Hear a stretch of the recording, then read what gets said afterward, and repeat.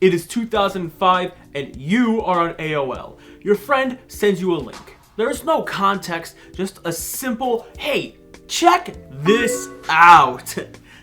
Not expecting anything, you click it. And the next thing you know, your speakers are exploding, flashing lights are filling your screen, and just, there's too much going on. So you try to close this. But then another tab appears. You close that one, and 6 more appear. Every attempt just spawns more and more of these tabs bouncing around your desktop like they're laughing at you. Nothing you do seems to stop it. In your attempt to delete this virus from the family computer, your pants fall down. That is exactly when your mom walks in. You're sobbing, begging her to believe that you're just trying to delete a virus and that your pants fell down because you were so scared. But she doesn't buy it.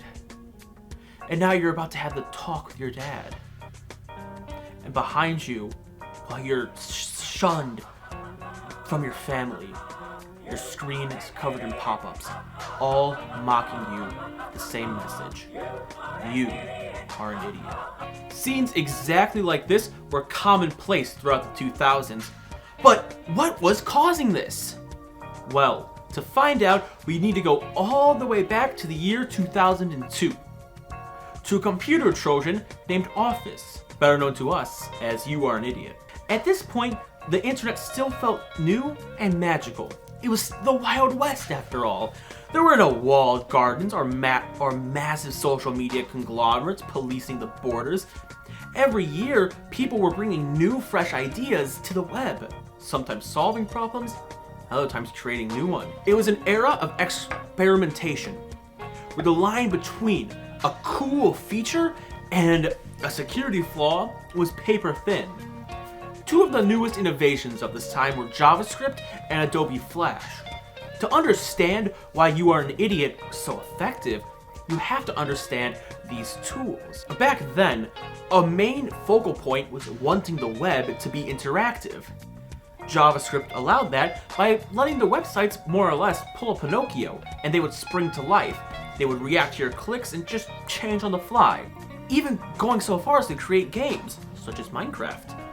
Flash went as far as Java. You could cram full animations, songs, and obnoxious little ads into just a web page. These were powerhouses of multimedia in an era of just dial-up internet. When you put those two together, plus the Swiss cheese security of Internet Explorer, and suddenly a website could take control of your whole desktop environment. No relation, of course. Just theoretical. And that combination made the impact so much more important.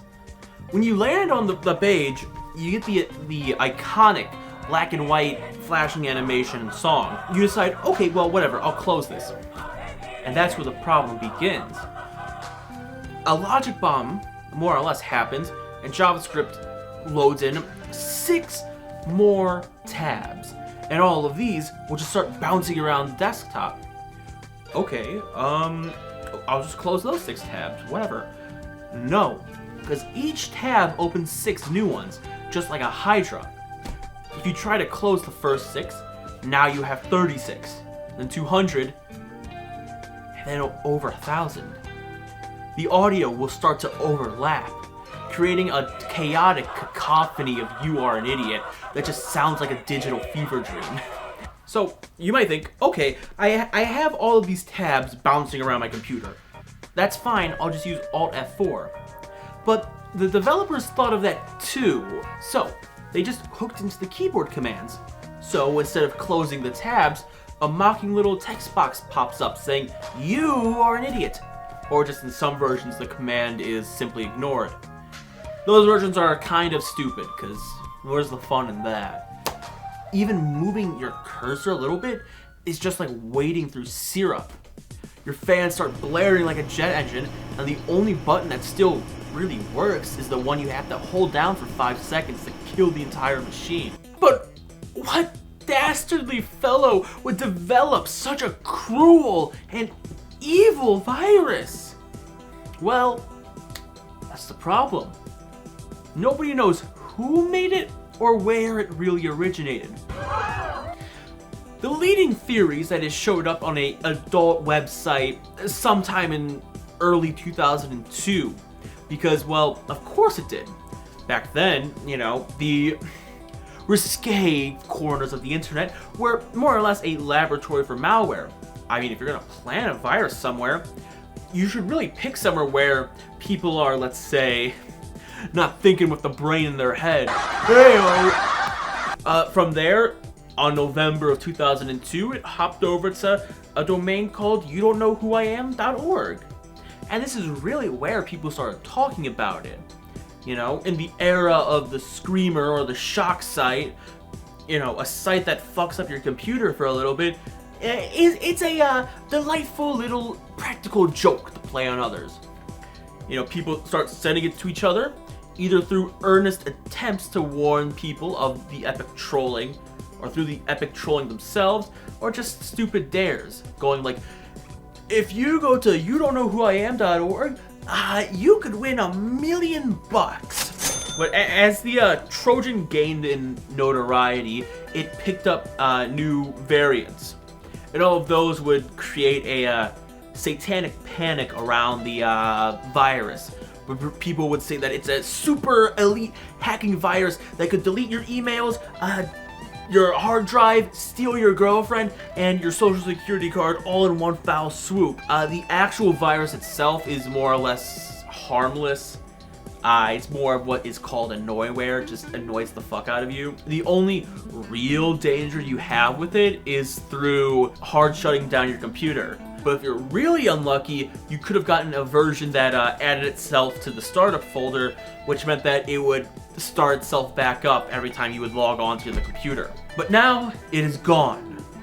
And first, you might assume, well, okay, the death of Flash is what killed it. You'd only be half right, actually. The real truth is actually more surprising. The hero was Windows XP. What? Before Windows XP, in the Windows 2000 or 9X era, systems were much more fragile. You know, the whole system could go down through just one or two programs crashing. They weren't as stable as XP, which also introduced memory protection and a greatly improved task menu. The ability XP had to group windows on a taskbar was also a major game changer. Instead of having to try and click through 60 individual windows, you could just right-click the group, hit close all, and you would be done. It gave the users a fighting chance to get rid of the Trojan before its payload dropped. As XP became the dominant operating system into the mid-2000s, it became harder and harder for You Are an Idiot to achieve a total system lockup. The genius of You Are an Idiot was not just in the code. No. It was in the hashtag epic trolling social engineering. This period of time was the golden age of the internet forum. You know, Something Awful, Game Fact, I don't know, Little Jimmy's Cool Skateboarding Club, with a K, because that's cooler. If you wanted to send it to someone, you wouldn't just post the link raw, unless you could convince them to click it. Instead, you could do something like, leaked GTA CJ skin naked, question mark, or secret cheat codes for Super Monkey Ball, guns, question mark. And then you could, you know, do a little like redirect link that could send you there. You know, sort of like a precursor to Rickroll, or a little more sanitized version of One Man, One Jar. You know, it would act like a social virus. You know, once one person on the thread clicked it, after rebooting their computer, they would go, "Do not click this link." But this is the internet, so telling people to not do something makes 50 people do it. And you know, it could also act like a safer hazing ritual for the noobs, but N00BZ, not NOOBS. What the fuck does that mean? Heckin' trolls, as one would say, could hide the link also in a form signature, which, if you don't know, is kind of like the little piece of text or an image you could put at the bottom of your messages on a forum. You could do something like, click for a surprise, and it would redirect you to you are an idiot and haha, epic troll, fuck you. You know, let's imagine for a second a hypothetical, if you will. It's 2004, and you're in a university library writing your paper on Bronze Age collapsed civilizations.